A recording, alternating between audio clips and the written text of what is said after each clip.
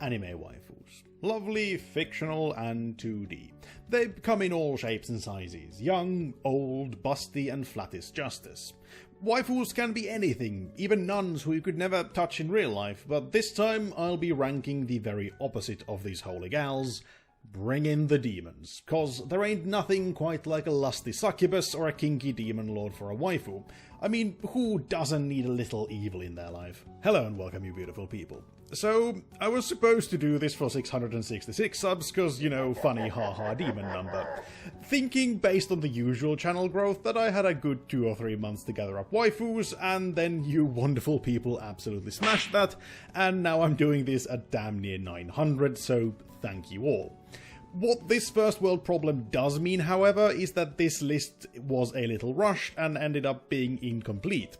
So if your demonic waifu is missing, do comment them down below and I'll give you a rating there. And while you're down there, why not leave a like? And if you're new, you could always subscribe and help me reach that 900 and off to the magical 1k, as subbing is the biggest thing you can do to support the channel. But now I have waffled on for far too long. Waifu time. Obviously, starting off with the classic, as no tier list even hinting at demonic anime ladies would be complete without the one and only Rias Gremory, the buxom demon princess from Highschool DxD. Not gonna lie, Rias is pretty vanilla as far as demons go. And there are those, even in her own show, that stand a bit higher than her, so it's middle of the road for her demonic highness, B tier. Now, I know this next choice might ruffle some feathers, but can't resist that strong energy. Coming up to the podium next is, of course, none other than Ake no Himejima, who, after very careful calculation, I must say, does indeed have an even larger bosom than Rias, and as we all know, bigger is always better.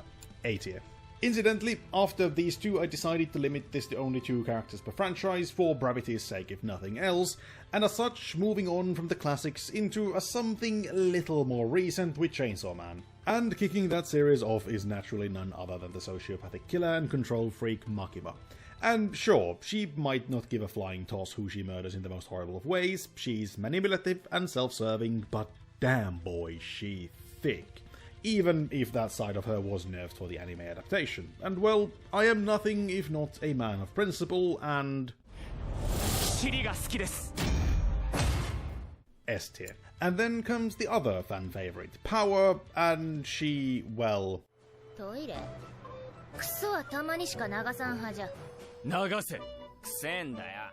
Need I say more?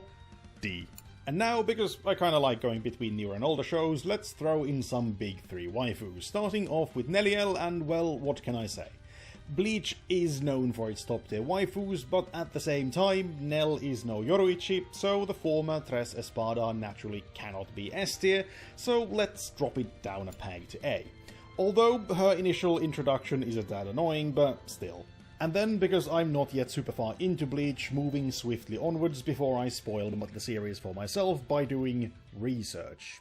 So let's talk Oni, those Japanese horned devils and their kanabo, and who comes to mind from that description? Well, none other than Yamato, son of the bestial Emperor Kaido, and well, what can I say?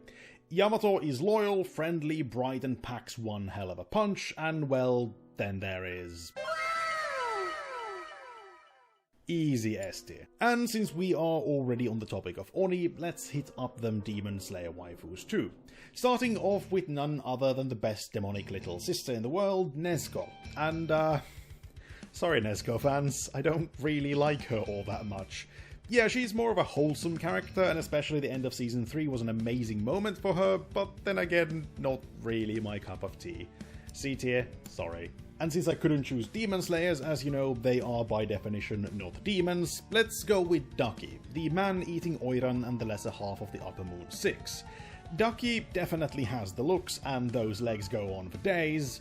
I will have to say though, I did prefer her black-haired version. But all that being said, she does end up being more irritating than anything else, and therefore she accompanies Power down there at D tier. And since I am still talking about Oni, let's finish off the category with the devilishly powerful maid sisters Rem and Ram from ReZero. And yes, they are Oni, so they do count. They both end up kind of in the same boat as Rias by being a tad too vanilla. Loyal, cutesy and murderers when called for, sure, but ultimately that is everything they are. There isn't really anything that makes them stand out all that much, so B for both. Next, I think it would be fitting to elevate one that absolutely carried her entire show by being literally the only good thing to come out of Vermeil in Gold, and that is naturally Vermeil herself, the very curvy virgin killer rocking succubus that, typical for her kind, is not afraid to flaunt what she has hidden underneath her already revealing garment. Honestly, her show might be hot garbage, but Vermeil is just hot, and I do kinda like her. Also, she feels sufficiently devilish at times, so A tier. And at this point I was kind of running out of actual demons, so I decided to add some affiliated beings as well. Mainly vampires, but there are a few others here as well. And speaking of vampires, can't go wrong with Shinobu Oshino, aka Kissshot. The purebred vampire that I feel like is one of the better written ones on this list, at least in terms of being a transhuman being of immense power. She feels sufficiently not human and kind of scary, I mean, who would feel comfortable if their friends were referred to as meals on the go. But Shinobu also does have other things going for her. She's elegant and civilized, and her adult form is definitely pleasing to look at. All in all, it's ups and downs in equal measure, so I guess B will do. And continuing on with more vampiric beauties, there is another absolute classic, Helsing, and from that series, the one and only Seras Victoria.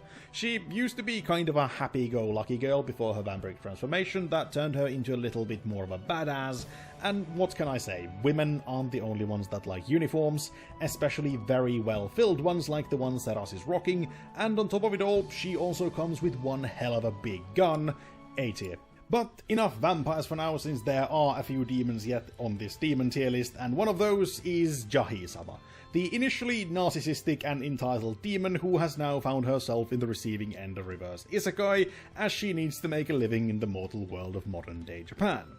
Now, Jahi falls into the category of intentionally annoying characters, but unlike, say, Uzaki, I did not find her to be an endearing kind of annoying. So, sorry, oh great Jahi-sama, C tier, at least your show was good. And since it's isekai demons, let's continue on with that theme and talk about Albedo next. Now, I may not be a big fan of isekai, but that doesn't mean that I can't appreciate isekai waifus. Sadly, Albedo is not one of those that I appreciate, and I can't believe I'm saying this, but she is a little too oncoming with Ainz in Overlord. And it's only with Ainz. She'd probably cut anyone that wasn't equally skeletal at least, and sure, she may look damn good, but I for one would like to keep my flesh firmly attached to my bones, thank you very much. D. And then for the last actual demon, Merlin from Seven Deadly Sins, and honestly, it's a mid-tier waifu for a mid-tier show, D. But Merlin being the last demon on the list doesn't mean I'm quite done yet, as there are a few more of those affiliated ones left. And the first one of those is a Dullahan with Celti from Durarara. And what is there not to love? I mean, she's a headless horseman who switched her horse for a motorcycle, and her knightly apparel for a skin-tight biker suit that shows off her body very well. And on top of it all, she's shown to be a gamer girl with a taste for movies as well. Sure, she might be missing a head, which could be a deal breaker for some, but I couldn't care less.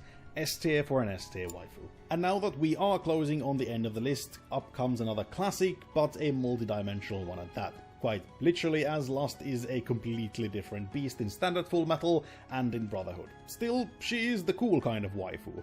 Brutal and stunning in equal measure, although those scratch marks might be a tad hard to hide on your back, but if you're into that stuff, well, you could do much worse than Lust. That, and the name is a good indication of what to expect. A tier, if you can survive her, but for us mere mortals, she'd be a B. And from a cool kind of gal to a true ice queen, and incidentally the only human on this list.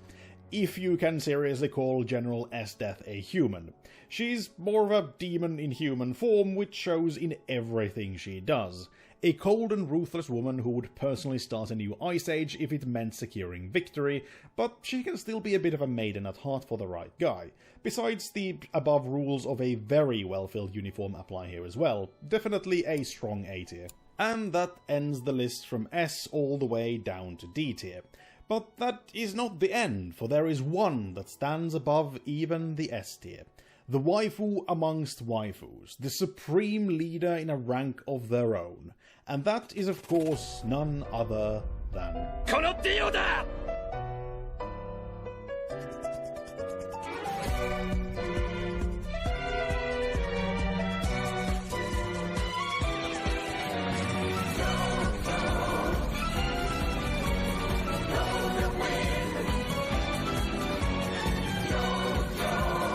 So thank you for watching, I hope you enjoyed that silly little tier list, and I'll link the list in the description so you can fill it yourself if you want to, and again, if and when there were some lovely demonic waifus or husbandos I missed, be sure to comment them down below for a rating.